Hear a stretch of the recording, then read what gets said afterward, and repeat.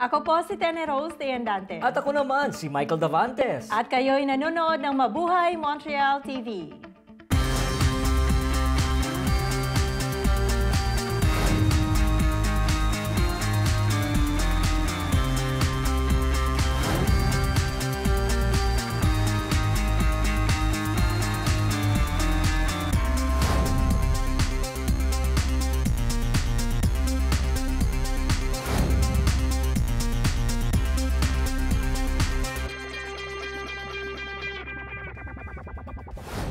Kumusta po mga kababayan? Sa ating buong programa ngayon ay makakasama natin ang bagong kandidata para sa Montreal Tory Race. Makakausap natin siya ukol sa mga programa ng Conservative, lalo na ang tungkol sa immigration. At dahil ang Pebrero ay buwan ng pagmamahalan o ang Love Month, ay meron po tayong kwento ukol naman sa interracial relationship. Tenny, last week ay napag-usapan natin ang immigration fraud. At can you imagine sa lingguring iyon ay merong isang Pilipina na naaresto sa Toronto ukol sa panluloko nito sa mga foreign applicants? Oo, actually last 2 weeks ago, right? February Yes. 4. I think last year pa, pinaghahanap na tong babaeng to, na nagngangalang Imelda Mel Fronda Saluma. Siya po ay 46 years old, Filipina. Tapos marami siyang naging biktima, lalong-lalo ng mga Filipino. Oo nga, hindi ko talaga mawari kung bakit merong mga ganyang tao. Ang isa sa mga nabiktima niya, ang apelido ay Aquino. Ang sabi, siyempre dahil nga sa maraming pera nga ang ginamit nila rito, umabot sa $24,000 daw ang kanilang naggastos. At ang masakap nito ay nagbenta sila ng lupa, nagbenta ng bahay, at nangutang na malaki ang interes. So nakakaawa talaga. Oo, tsaka Michael, sinabi pa na ang na-fraud nila is almost $1.5 million itong Go West Jobs International. At ang isa sa masakap din yan, dahil nga sa na-deny itong mga aplikante, they're banned for 2 years. Hindi sila pwede mag-reapply for 2 years. Dahil yung mga work permit pa lang pinapakita nila or yung mga job offer na yun ay mga peking dokumento. At marami pa raw biktima right now. Merong actually parang 500 victims.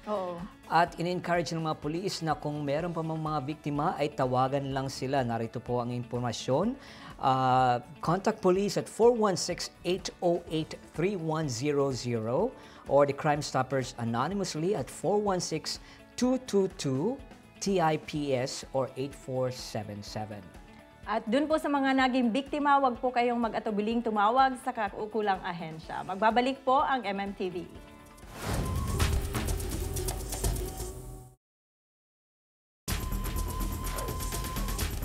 Welcome back sa MMTV. Kasama po natin ngayon ang dating Quebec TV reporter na aktibo sa ating komunidad. At kasalukuyan po siyang tumatakbo para sa Conservative nomination para sa susunod na federal election. Siya po ay si Pascale Dery. Kumusta, Pascale? Mabuti. You were a prominent journalist of TVA. What made you pursue politics? Well, listen, it was a big decision for me to stop that career I had in television. I was there for many years as an anchor, as a reporter, for about 15 years for the same network. So pursuing in politics was a big decision because I have a small family, I have kids, and it took me a while to say, okay, I'm going to go into politics. But I was a bit tired of being neutral observer. Obviously, when you're a journalist, you have to be objective, you have to be neutral. Yes. And for me, it was very hard. And I said, you know what? I've witnessed, since they're in power, the Conservative Party in 2006, I've witnessed a lot of things. A lot of things have been said. A lot of things have been written in the newspaper and in the news. And I think the message wasn't really well conveyed for the Conservative Party. Mr. Harper here in Quebec, and particularly in Montreal, is always... We always perceive him as hostile, a bit arrogant, and I really want to change. I really want to change that kind of message we have, because the achievements, the accomplishments of the government and of the Conservative Party are really good. I mean, we're talking about a great record on many levels. So that's why I decided to jump into politics, to see for nomination. Obviously, I'm seeking nomination first. I'm not an official candidate yet. We have to go through nomination and eventually through election that would supposed to happen in October. Yeah. So do you think being an investigative journalist can help you in your career? I think so, yes, it can help me. I think we dig in a lot of stories. We're close to people. The proximity you have with people when you're a journalist is going to help me as a future MP if I do get elected eventually. You're very close to people. You see people all the time. You answer their needs. You see what their needs are. So I think it's going to help me quite a lot by being an MP eventually, answering to the needs of the communities. I mean, it's a riding where there's a lot of communities. There's a blending of many communities. And I think I can answer to their needs eventually. Okay, I have read your bio, and for a politician, you are young. What do you think this is the advantage of your party, especially conservative? Because I have no political experience. I think it's new blood, it's fresh blood. I'm 38. I'm not that young to be in politics. I think I can really make a difference.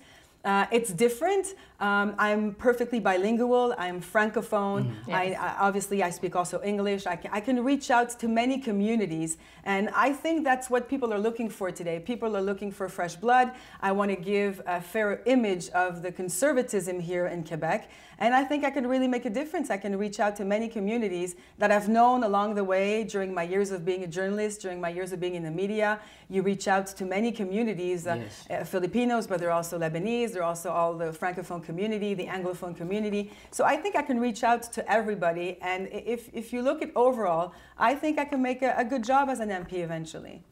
And Montreal, your riding, has been dominated by the Liberals for so many years. It's true. What made you decide to run for the Conservative Party? I think we have an opportunity this time. There is a window of opportunity, and I think it's a good timing. The context is very good because Erwin Kotler, who's been here for so long, is resigning. He's not presenting himself for the next election. So that gives us a chance to go and try to make it a blue seat and try to grab that seat and obviously turn Mount Royal into blue instead of red. And this opportunity is very important because Erwin is leaving.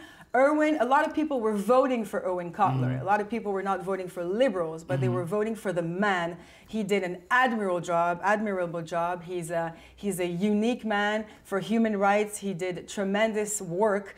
And I think nobody can replace him, and no one wants to replace him. I think if I can pursue just a bit of what he has done, I'd be very, very happy. But that's the opportunity we have. And a lot of the Jewish community today, because of Mr. Harper's support towards Israel, I think the Jewish community will tend to vote conservative even more than 2011. So the context is very different.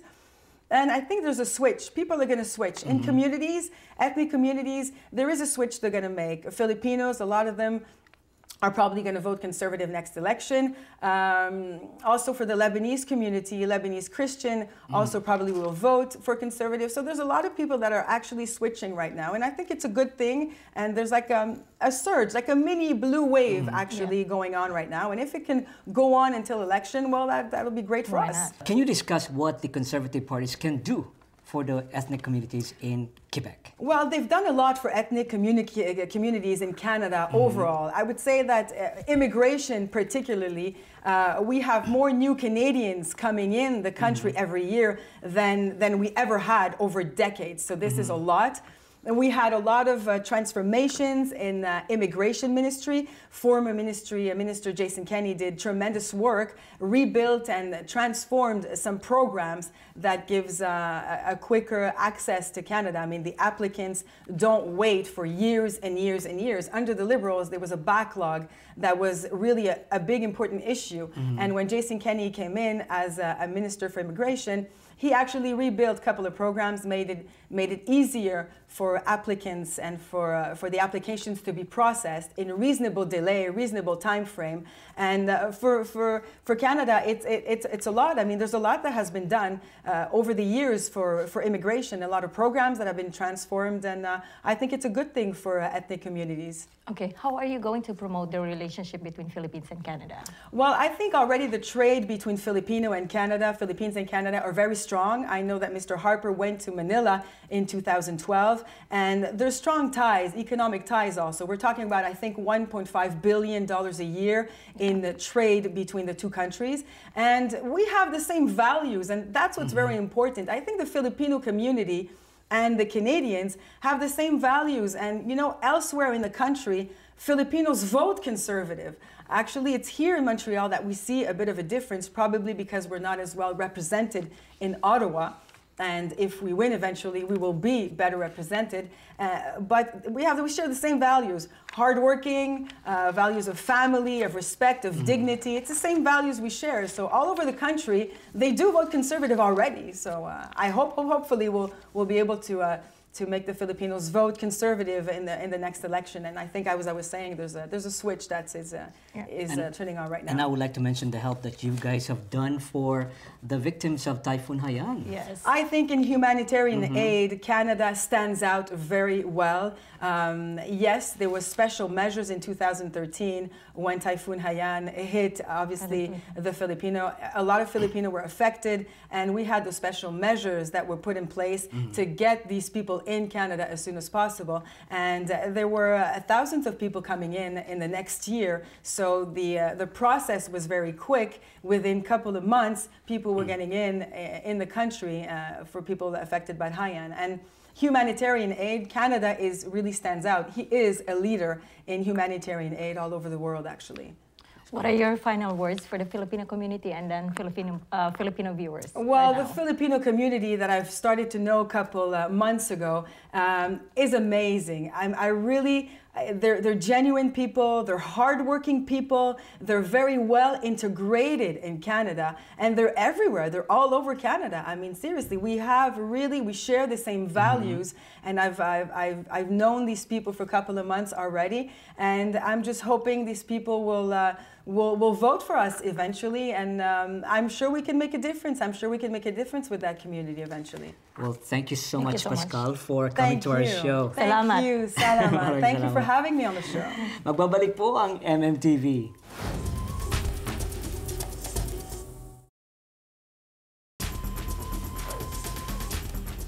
Ang pagkakaiba-iba ng kultura o lahi ay pwedeng maging hadlang sa pag-iibigan ng dalawang tao.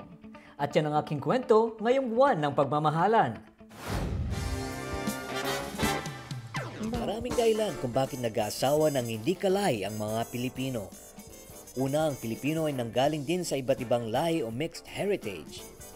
Isa pang dahilan ay ang pagkakaroon ng karanasan o exposure ng mga Pilipino sa iba't ibang kaugalian at kultura ng ibang lahi.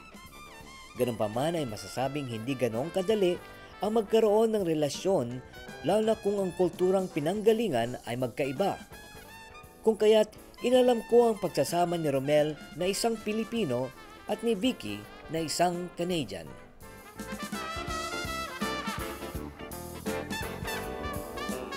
When and how did you meet? We met, it was a blind date. Well, we were set up by a lady. Yeah. I worked with her. She knew Romel since he was little. Oh. And so I was living in an apartment, and I received this message from my mom's friend saying, Romel, I have a girl for you. And so gave this, Tita Melanie. So basically she gave me the number, Vicky's number. Yeah. And then I called her up to see if she wanted to go on a date. What are some of the biggest challenges you had to face being in an interracial relationship? None. None? Like, here? No, nothing. It's not a pretty challenge. easy, really.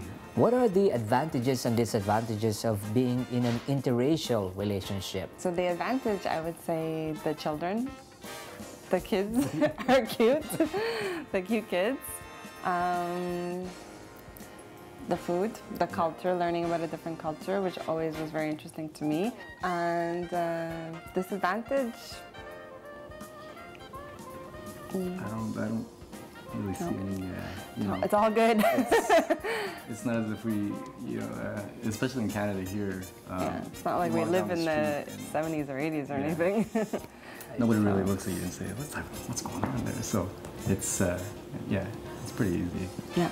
What was your family's first reaction? Well, my aunts thought he was really cute. My dad was interested in the culture. Do you believe your life would be different in any way if your spouse was of the same race? Yes. How so? Because a lot of different races, maybe they're set in their ways so much and they don't, they're not flexible.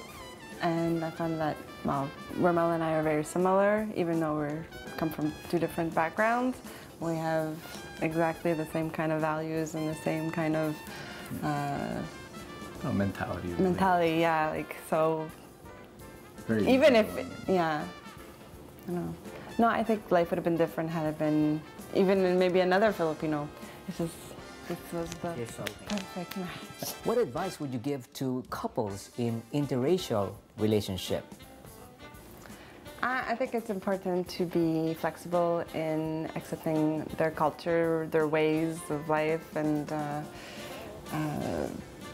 them accepting yours. and yeah, So, vice versa. So yeah, and also just trying to be yourself, and you know, not trying to change too much of who you are. Just project that. and also to like encourage any kind of. Because I mean, he's from the Philippines, we live in Canada, so anything that he wants to do to make himself feel more Filipino is welcomed. Like, you know, more adobo. and So stuff like that. rice for breakfast, he feeds rice to the kids for breakfast, that's okay. What have you learned being in an interracial relationship? Well, you get to visit. Yeah, you get to travel, you see this country, really meet the people that are living there as opposed to the ones that are living here, so it's a little different. A little bit of the language. Well, speaking of learn, now I want to test whether you've actually learned a lot from Rommel. Okay. Are you up for it? Absolutely. Awesome. Bring it. So I'm gonna give you 2 points for every product that you have tried or you're familiar with. Okay. All right. So here you go. This is the first one.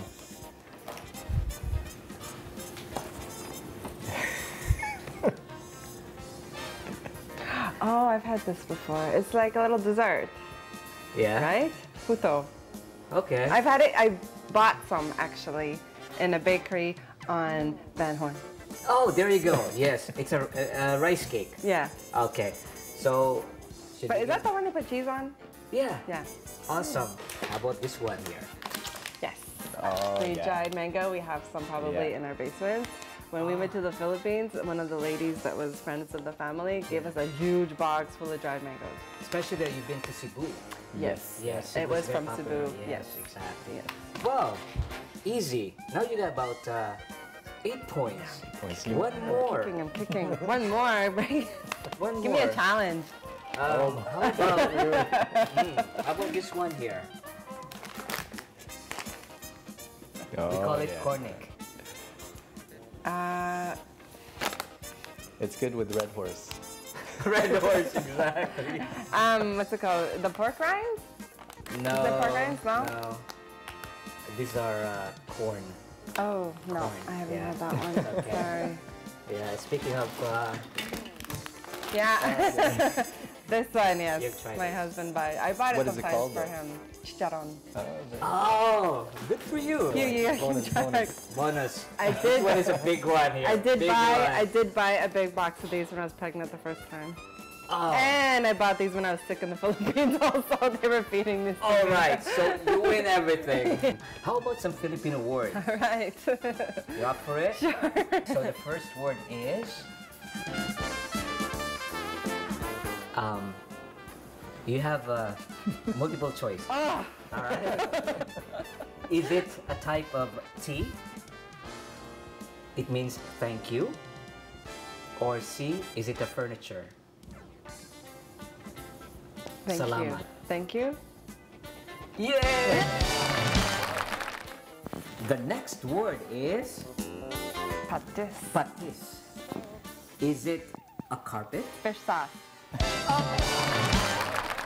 How about this one? Kili-kili. Kili kili. Mahal kita. Okay, well, I know mahal means like dear, or it's like a term of endearment. Okay, so I'll give you multiple choice. Okay. Is it means delicious? I love you? Or is it the Filipino dialect? Okay, so it's I love you. I got it. Can you say I love you to her? Mahal kita. Issue pa rin ang interracial marriage sa marami. Subalit ang mag-asawang Romel at Vicky ay hindi nakaranas ang panlalait o pagtutol mula sa kanilang pamilya, mga kaibigan at lipunan. Kaya't masaya ang kanilang pagsasama. Napapalaki nila ang kanilang mga anak sa isang tahanan na may pagmamahalan at pagpapahalaga sa kanilang magkaibang kaugalian at kultura.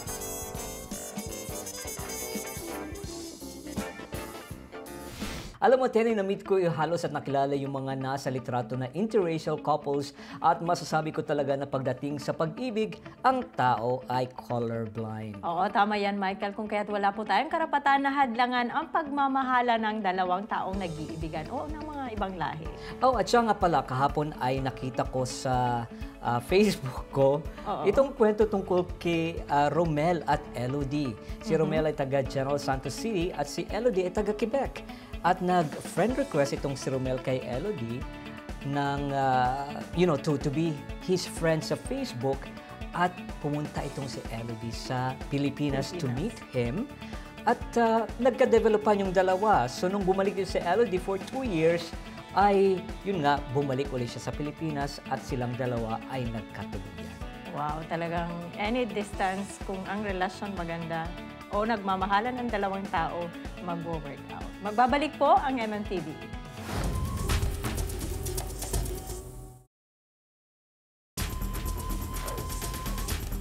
Bago po tayo magtapos, ay gusto kong i-congratulate si Neil Perez na kilalang mamang pulis sa kanyang pagkapanalo ng Mr. International title sa Korea. Congratulations for making our country proud. At syempre ay gusto ko ring batiin ang ating mga kaibigan sa Prime Event Production Philippines or PEPS na pinangungunahan ni Preciosa Ana at Carlo Galang. Sila ang mga tao sa likod ng pagkapanalo ni Neil Perez. Oo nga pala, di ba dapat apat silang kumbaga nanalo doon sa Misters of the Philippines? Yes, apat sila at sa buwan na ito ay magkukumpete naman si Joseph Duruelo na isang registered nurse sa Mr. Global Pageant na gaganapin sa Thailand. Wow, talagang big pressure yan kay Joseph dahil sa pagkapanalo ni Neil. Yes, but I've met Joseph in person at masasabi ko na he's a good boy, a good-looking kid with a strong stage presence. So I believe that he is also going to do very well. Marami pong salamat sa pagtangkilik sa aming programa. Na patuloy na naglilingkod sa ating komunidad. Muli po tayong magsama-sama Dito sa MMTV.